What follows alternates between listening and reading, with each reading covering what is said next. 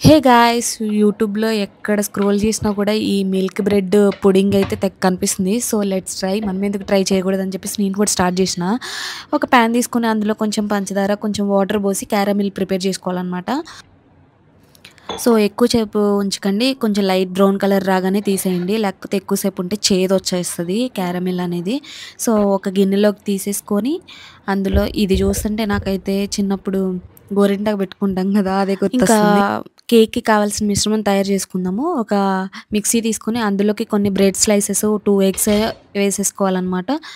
ఇంకా కొంచెం లైట్‌గా దానికి తగ్గట్టు షుగరు అండ్ కొంచెం మిల్క్ కూడా యాడ్ చేసుకోవాలి. నేనైతే ప్యాకెట్ మిల్క్ తీసుకున్నాను. మీ ఇంట్లో ఏది అవైలబుల్‌గా ఉంటే అది తీసేసుకోండి. ఇంకా ఇది మిక్సీ పెట్టేసుకొని ఇంకా పెద్ద గిన్నె ఒకటి పెట్టుకొని అందులో వాటర్ ఏసుకొని ఇట్లాంటి స్టాండ్ ఒకటి ఇందులో పెట్టుకోవాలనమాట బేస్‌కి.